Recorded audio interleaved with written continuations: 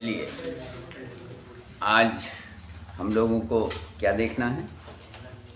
कल मैंने अवतल लेंस से प्रतिबिंब का बनना ये आपको समझा दिया था, बता दिया था ना। और आज के क्रम में और उत्तल लेंस से प्रतिबिंब का बनना पहले ही आप देख चुके हैं, है ना। उत्तल लेंस के उपयोग भी पीछे आपने देख लिया है।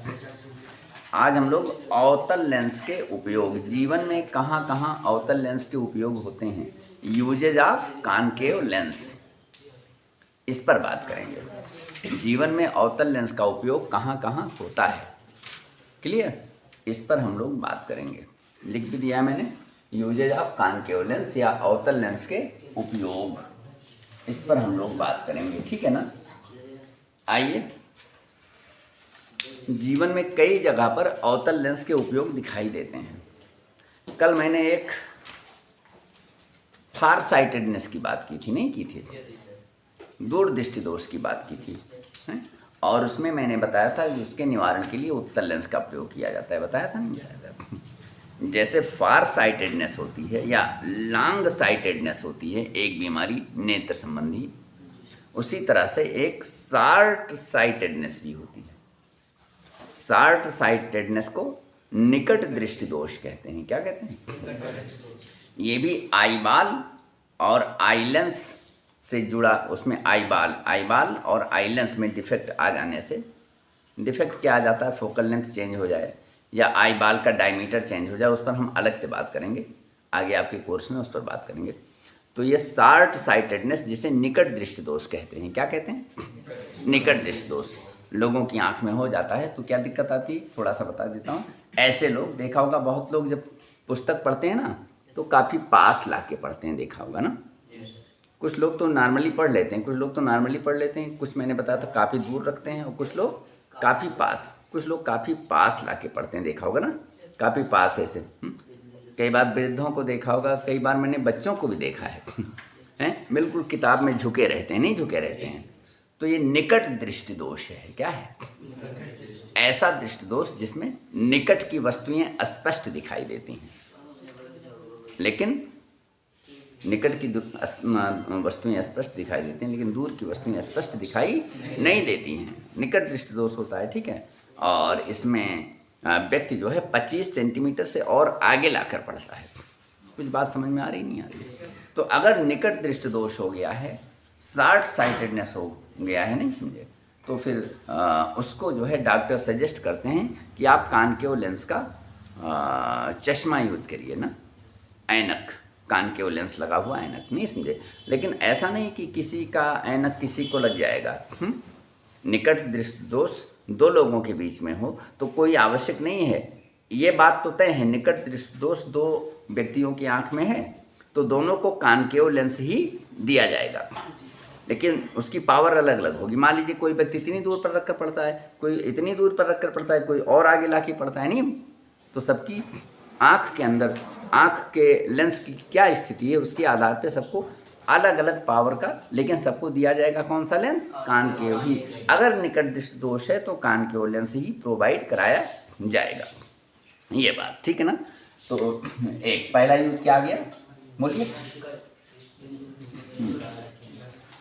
फॉर द करेक्शन, ध्यान दीजिए मैं लिख दे रहा हूँ, for the correction of myopia,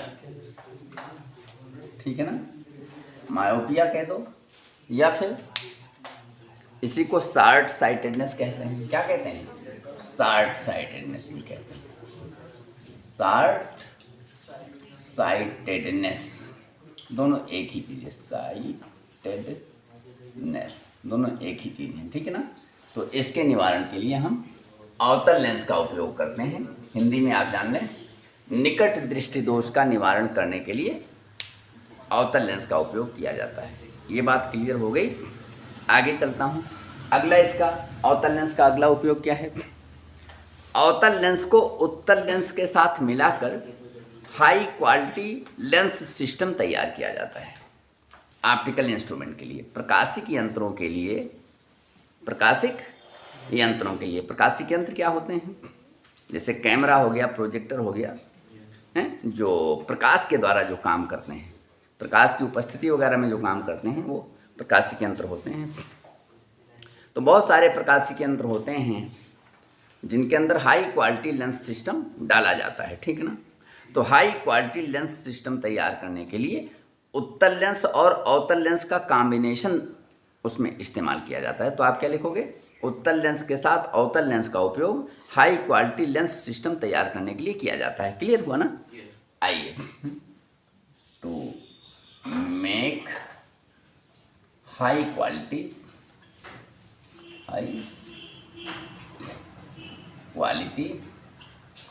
lens, high quality lens combination लिख दो। इसको क्या करो, सिस्टम की जगह कि आप कॉम्बिनेशन लिख दो, ठीक है ना।